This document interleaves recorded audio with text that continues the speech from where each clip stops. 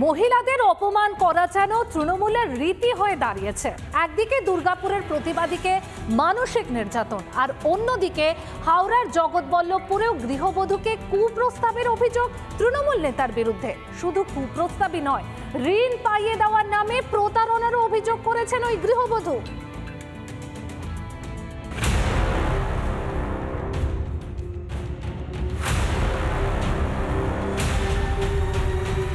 এবার প্রতারণার অভিযোগ উঠল এক তৃণমূল পঞ্চায়েত সদস্যের বিরুদ্ধে। পাশাপাশি মহিলাকে কুপ্রস্তাবও দেয়া হয়েছে বলে অভিযোগ। তা উনি আমাকে এরকমই বলেছিল। তা বলার পর আমি যখনই ওনাকে লোনের কথা বলছি তখনই বলছে আমার সাথে দীঘায় এই করো, এখানে বাজে বাজে অনেক কিছুই বলেছি। ঠিক আছে, আমি সেই কারণে ওনার রেকর্ডিং করে আমি সবাইকে দিয়েছি। আমি চাইছি ওনার একটা প্রতিবাদ করুন। জগৎবল্লভপুরের পাতিহাল গ্রাম পঞ্চায়েতের তৃণমূল সদস্য কাজী সাবির আহমেদ ঋণ পাইয়ে দেবার নামে 30,000 টাকা প্রতারণার অভিযোগ এই তৃণমূল নেতার বিরুদ্ধে। এই তৃণমূল নেতার ফোনের কথাবার্তা ভাইরাল করে দেন অভিযোগকারী, যদিও সব অভিযোগ অস্বীকার করেছেন অভিযুক্ত তৃণমূল নেতা। সারা জগৎবল্লভপুরে আমার একটা সুনাম আছে, এই সুনামটাকে দুর্নামে পরিণত করার জন্য বিরোধীরা তৃণমূল কংগ্রেসের বিরুদ্ধে আজ থেকে নয়, কখন লোকসভা, কখন বিধানসভা, কখন পঞ্চায়েত নির্বাচন, যে কোনো অ্যাঙ্গেল থেকে বিজেপি, সিপিএম এবং আইএসএফ তিনজনে একত্রে হয়ে ভোট ভাগাভাগির খেলা করে নিজেরা জয়লাভ করার জন্য এই পরিকল্পনা করে আমার গায়ে গালি লাগানোর জন্য এটা করেছে। তবে সরেজমিনে তদন্ত করে পুরো বিষয়টি নিয়ে পদক্ষেপ নেওয়া হবে বলে দাবি তৃণমূল নেতৃত্বের। কানেও এসছে, দল বিষয়টার উপর নজর রাখছে। ঘটনা সত্য প্রমাণিত হলে দল যথাযথভাবে ব্যবস্থা নেবে। তবে মহিলাদের অসম্মান করা নিয়ে মুখ খুলেছে আইএসএফ। শুধু প্রশাসনের সহযোগিতা নিয়ে এরা এলাকায় দাপিয়ে বেড়াচ্ছে, তাই মানুষ এদের বিরুদ্ধে বলতে ভয় খাচ্ছে। মানুষের এই ভয় দিনের পর দিন কেটে উঠছে। দেখবেন সমস্ত নেতারা এই নারী কেলেঙ্কারি আর আর্থিক কেলেঙ্কারিতে জড়িত। পুরো বিষয়টি নিয়ে অভিযোগ দায়ের করা হয়েছে জগৎবল্লভপুর থানায়। হাওড়া থেকে রিপাবলিক বাংলার জন্য বিশ্বনাথ দাস। চলুন জেলা সদরে এবার একটু নজর রাখা যাক উত্তর 24 পরগনার দিকে, কারণ ছেলে ধরা গুজবে গণপিটুনির ঘটনায় বিরাম নেই এই জেলাতে। এবার বনগাঁয় ব্যাপক মারধর করা হলো এক ভবঘুরেকে। এলাকায় গুজবে কান্না দেওয়ার মাইকিং চললেও কে শোনে কার কথা?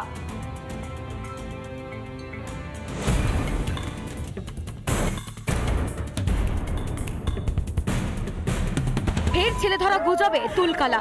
এবার জনতার রোষের শিকার এক ভবঘুরে। বনগাঁর ঠাকুরপল্লী এলাকায় চলে ব্যাপক মারধর। ভবঘুরেকে জিজ্ঞাসাবাদে সদুত্তর না মেলায় চড়াও হয় উত্তেজিত জনতা।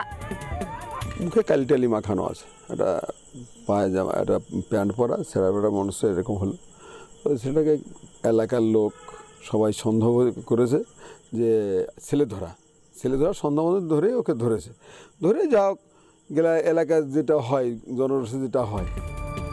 ঘটনাস্থল থেকে জখম ভবঘুরেকে উদ্ধার করে বনগাঁ থানার পুলিশ। মারধরের ঘটনায় কয়েকজনকে আটক করা হয়। পৌঁছে যান স্থানীয় কাউন্সিলরও। লোকটাকে ধরে রাখার পর আমি তখন পুলিশকে খবর দিই। পুলিশ আসে এবং আমিও স্থানে যাই। স্থানে গিয়ে দেখলাম ছেলেটা একটু অসুস্থ হয়ে পড়েছে এবং পুলিশ ওকে রিকভারি করে হসপিটালে নিয়ে গেছে। কিন্তু আমি সেখানে মারধর হয়েছে কিনা বলতে পারবো না, কারণ আমি একটু খানিকটা পরে গেছি। গত কয়েকদিন ধরেই ছেলে ধরা সন্দেহে গণপিটুনির বেশ কয়েকটি ঘটনা ঘটেছে। উল্লেখযোগ্যভাবে সবকটি ঘটনাই উত্তর 24 পরগনা জেলার। উদ্দেশ্য প্রণোদিতভাবে কেউ ছেলে ধরা গুজব ছড়াচ্ছে কি? सब রিউমার আছে, कोई ভয় পাওয়ার দরকার নেই। আর আমি আপনার মাধ্যম থেকে भी এটাই বলতে চাইছি কি আপনি সবাইকে বলুন, আপনার রিচ অনেক বেশি আছে, কি এখানে ভয় পাওয়ার কোই দরকার নেই। গুজবে কান না দেওয়ার আবেদন জানিয়ে এলাকায় মাইকিংও চলছে, কিন্তু তারপরেও গণপিটুনির ঘটনা থেমে নেই।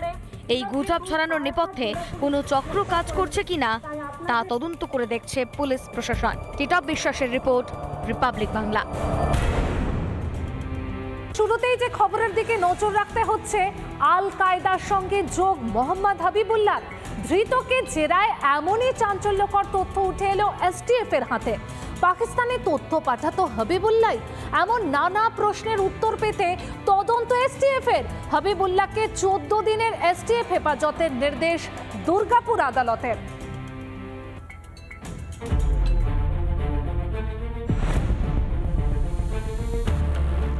ফের বাংলায় জঙ্গি মডিউলের হদিশ এবার দুর্গাপুরে। রাজ্য পুলিশের এসটিএফ এর হাতে গ্রেফতার আরো এক। উঠে এলো শাহাদাত নামে এক নতুন মডিউলের নাম। ধৃতের নাম মোহাম্মদ হাবিবুল্লাহ।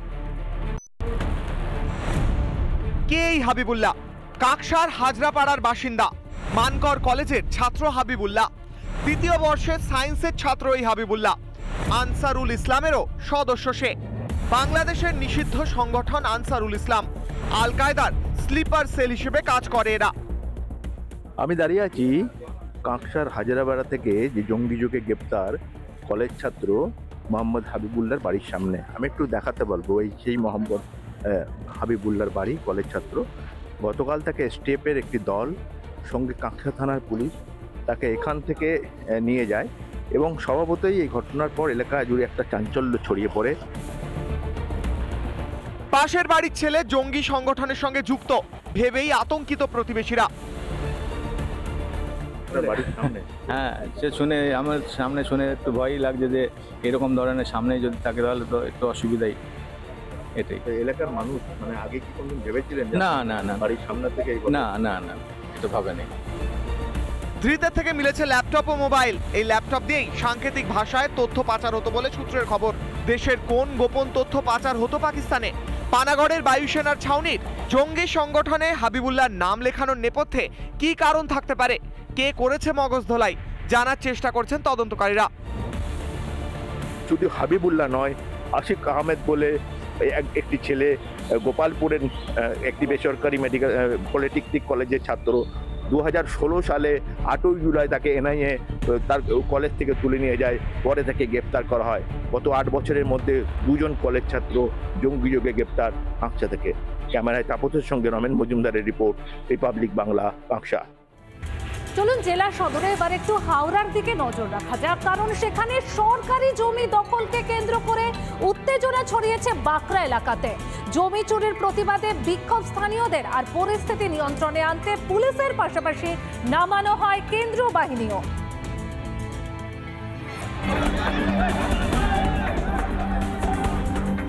বাংলায় জমি মাফিয়া রমরমা নতুন কিছু নয়। এবার জমি দখলের অভিযোগ হাওড়ার বাঁকড়ায়, তাও আবার সরকারি জলা জমি। রবিবার সেই জমি দখলের প্রতিবাদে তুলকালাম কাণ্ড। আমতা রেল লাইনের পাশে সরকারি জমি দখল করে ভরাটের কাজ বেশ কিছুদিন ধরেই চলছিল বলে অভিযোগ স্থানীয়দের। আগে একবার প্রতিবাদ করায় কাজ বন্ধ হয়েছিল, কিন্তু সম্প্রতি নতুন করে টিন দিয়ে জমিটি ঘিরে ভরাট করা চলছিল বলে অভিযোগ। জায়গাটাকে দখল করেছে, দখল করে এই জায়গাটা ভরাট করে ওই জায়গায় এখানকার জমি মাফিয়ারা, তাদের বিরুদ্ধে আমরা অভিযোগ জানিয়েছি থানাতে। আমরা কমপ্লেন জানিয়েছি পাড়ার পক্ষ থেকে। তাদের নাম এবং রিসিপ্ট কপি আমাদের কাছে আছে। বারবার পুলিশ প্রশাসনকে জানিয়েও কোনো কাজ না হওয়ায় এদিন বিক্ষোভ দেখান স্থানীয়রা। পরিস্থিতি নিয়ন্ত্রণে আনতে পুলিশের পাশাপাশি ময়দানে নামে কেন্দ্রীয় বাহিনীও। যেটা জানা গিয়েছে, স্থানীয় প্রায় 100 বিঘার মতন জলা জমি রাতের অন্ধকারে ভরাট করে আসছে দীর্ঘদিন ধরে জমি মাফিয়ারা। ঊর্ধ্বতর কর্তৃপক্ষকে অভিযোগ জানিয়েও কোনো রকম সুরাহা মেলেনি, তাই বাধ্য হয়ে আজ পথে নেমেছেন গ্রামবাসীরা। তৃণমূলের প্রাক্তন পঞ্চায়েত সদস্য অবশ্য ধরি মাছ না ছুঁই পানি পন্থা নিয়েছেন। রেল লাইন সংলগ্ন জমি রেলের বলেই দায় সেরেছেন তিনি। প্রমোটিং করার জন্য ওই জায়গাটাকে বিক্রি করবে, মানে আর শুনলাম 12 লাখ টাকা করে কাটা করে বিক্রি, কিন্তু সরকারি জমিতে। হ্যাঁ, কীভাবে কী করছে ওরাই জানে। কোনো ডাল দলিল করতে পারে, কিছু করতে পারে। সরকারি জমি তো এটা? হ্যাঁ, আমরা তো এতদিন দেখে আছি সরকারি জমি, রেলের মাটি কাটা পুকুর হওয়ার উপক্রম। সেটা প্রশাসন দেখুক ব্যাপারটা কী করবে। রাজ্য জুড়ে জমি বালি মাফিয়ার দৌরাত্ম্য। জমি বালি চোরদের বিরুদ্ধে পদক্ষেপ করলে অনেক ক্ষেত্রেই আক্রান্ত হতে হয় সরকারি আধিকারিকদেরও। কবে কঠোর ব্যবস্থা নেবে পুলিশ প্রশাসন? হাওড়া থেকে বিশ্বনাথ দাসের রিপোর্ট, রিপাবলিক বাংলা।